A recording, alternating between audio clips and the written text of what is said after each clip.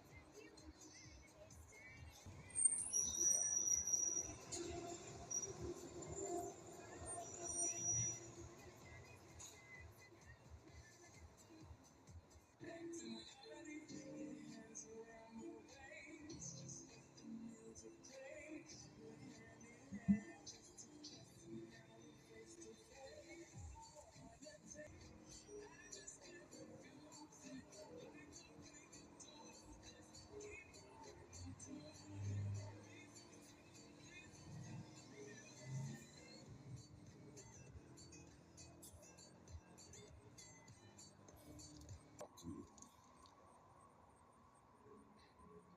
about the purpose.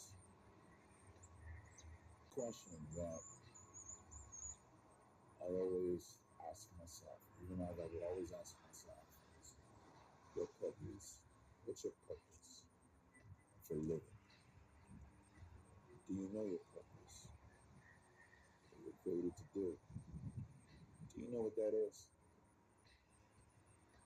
A lot of people live their entire lives not knowing. Entire lifetime. One piece of advice that I can give to you to find your purpose is to spend time away from distractions, away from people who distract you, who take your time away from you. Now, when you talk about taking time away from you, I'm talking about taking time away from the things that you may enjoy. You may not do it anymore. You may be used to sing. You don't do it anymore. You may be used to read books. You don't do it anymore. You may, whatever your hobby is, try to get that back into your life, especially for men to be a leader, to be a fighter, to set examples in his home, in his house, for his wife, for his kids, for other men around him that look up to him. And how can you do that if you don't know what your true purpose is? Or if you're not happy with yourself and your position and where you're at?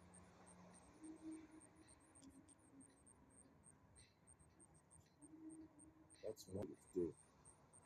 Second thing is, the more time you spend alone with yourself, the more time that you will be able to understand who you are. When I mean understand who you are, I'm talking about without any outside influence, without any influence, without any peer pressure. When you spend alone, you're going to figure out, okay, what your purpose is. I say that because of this.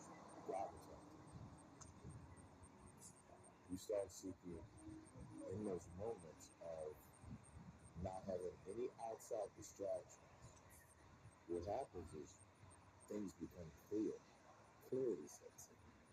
And you're able to make decisions not based on what you saw that day or what you heard that day, or what that decision is based on how you feel. Clear your subconscious mind so you can make based on how you feel. Okay? That's number two. Third thing is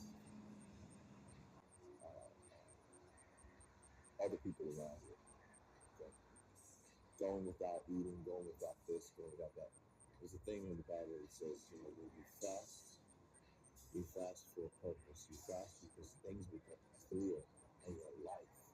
And this is so true. Whenever I go on a diet for bodybuilding, I start eating strict. I start seeing things, the decisions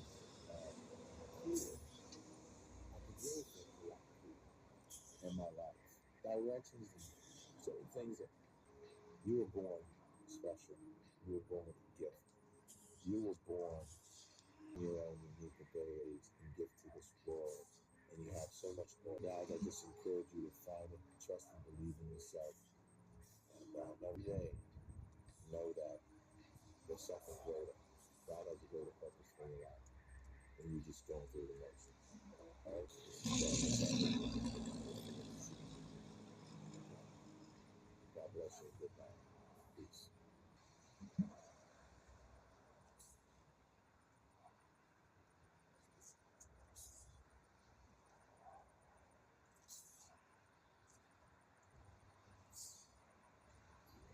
Fetch more joy with toys and treats under $10. Only at mental age station. I don't think about shit. I don't fucking think about people. I don't think about work. I think about running. I think about working out. I'm in the car at a fucking mental aid station. I'm fucking eating mental aid station. So people eat because of my time. So you do a mini vacations all day long. All day long. Do you feel now almost stay at it all the time because so many people are watching and drawing inspiration from you? 100%. I mean, like, I probably would have retired. It's like they're living through what they know I'm doing. So there's so many times I want to get up and say, "Oh man, fuck it, I got mine. I'm good." And I'm like, fucking Tommy out there. I'm like, fucking Tommy talking Tommy about in his email. Tommy talking about fucking saved his life. Man, I ran 10 miles last night because of you, man. I'm like, you know, a lot of people can live off of that, and they can fucking like, you know, they have their little brainstorming sessions about, oh, what should we say? What's gonna connect with people while they're sitting their fucking ass? My brainstorming sessions is fucking out there in the fucking grip of life, fucking grinding, and that's what all my material comes from the suck. Every bit of it comes from the suck.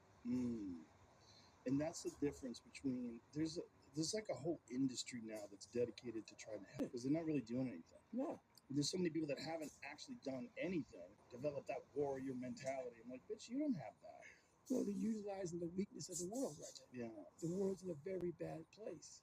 So these people who are this, I can come up with this, and this right here could probably make me some money. Yeah. So they're in it for fucked up reasons. There's just not a whole lot of people like you. You're, you know, common men.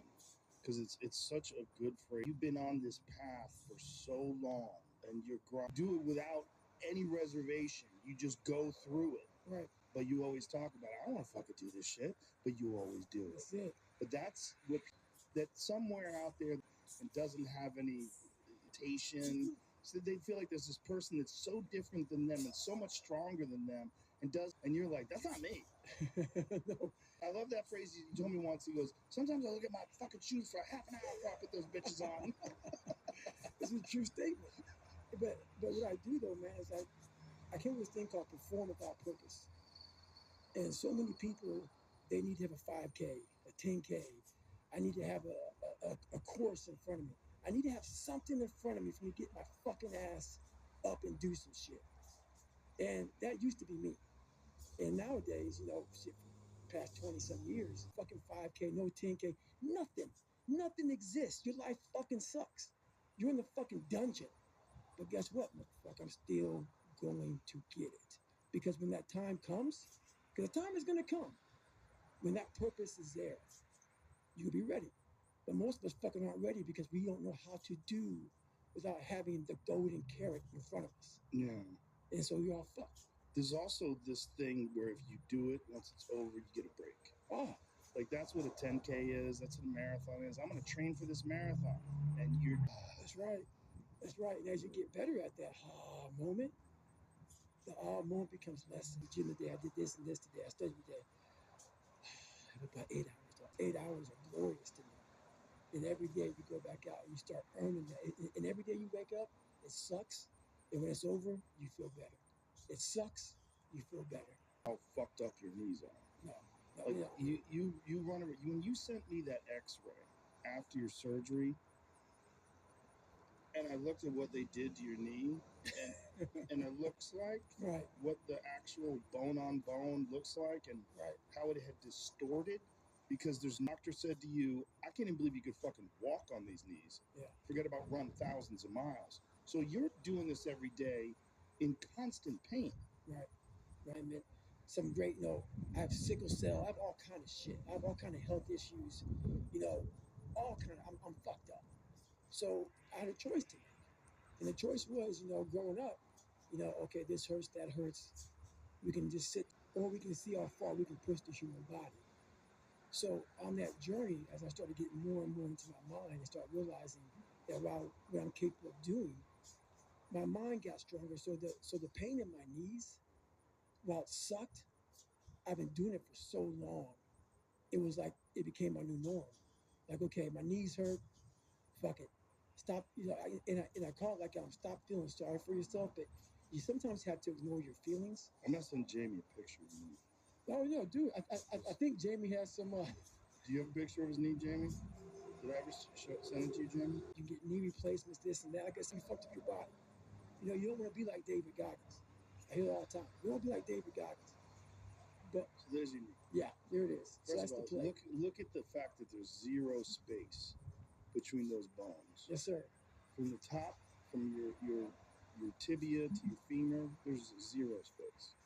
It's just kneecap covering two bones that are rubbing against each other. And so this was after surgery, where they had to cut your knee, slice your shin like in half, and then take a chunk out of it because it had deformed so much from you running with bone on bone that it was starting to like swell out in one. Better, but this is now about 18 months ago this happened. So couldn't you get some screws that fit? Go back to that real quick. What those real the one sticks right out of the fucking bone. Hey, cut that shit off. Yeah, file that shit down. Is that thing sticking into your leg? No, I don't. Well, I feel the plate every single time I move. Yeah. So because it's like connected to the hamstring. It was fucking nuts. Oh, when you had edema? Yeah. You showed it to me in Vegas. Yeah. You were sticking your thumb into your I grabbed it.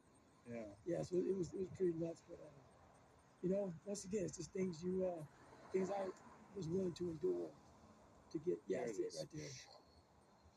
So that's just all post-surgery swelling. Yeah. So when the doctor said this to you and he said, look, this is how fucked up your knee is. Mm-hmm. Did he say you need a replacement? What was he saying? Basically,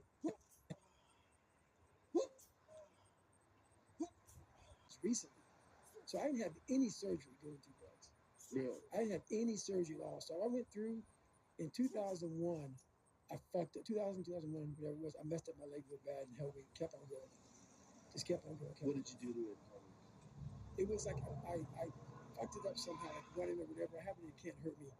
But it was, I think the boat, I fell, it twisted.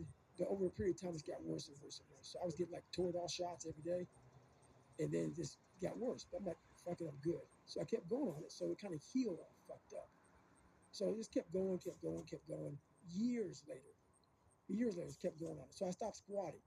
So it became like, okay, my knees fucked up, my alignment's messed up, my hips are messed up, I can't squat. So I can still run. So okay, started running. Because running doesn't require you to bend down and shit. So I'm running a lot. But it got to 20 years later pretty much. And it was 2020. I don't get this right. Cameron Haynes came down, went for a 20-mile run. My knees were. He goes, and I was cutting into the meniscus. It broke the scalpel. Yep, Wilf's Law syndrome, he said. Wilf's Law something. Yeah, he said normally when you cut into meniscus, it just slices right through like butter. He's like, I couldn't cut it. Yeah, mine wasn't butter. So all those motherfuckers who think I'm gonna put them 100-mile weeks, go fuck yourself, bitch. You don't get no shit like that, baby, by sitting on the fucking couch. No, I mean, that's the craziest thing I've ever heard. Like, you've hardened your meniscus just through constant pressure and pounding. It had nothing. It was just like a little dangling fucking, like, so from my knee down, the shin, the tip, fib, it just dangled. Like, there was nothing.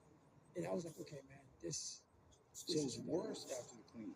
Much worse. Like, I was 2 hours, knee was fucked up, getting it drained before the fucking race, but I still ran 240 miles. Literally. 5 or 6 days before the race, I'm getting it drained.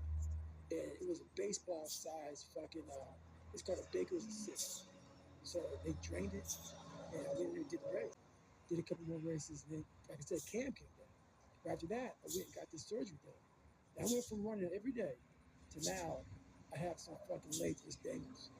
And after that surgery, it's fucking dangled. I was like, okay, man, I'm fucked. And it's just from that little piece of meniscus. Just that little piece of meniscus. And I'm still thinking, okay, man, this doesn't make any sense to me. There's something fucked. I don't understand why I can't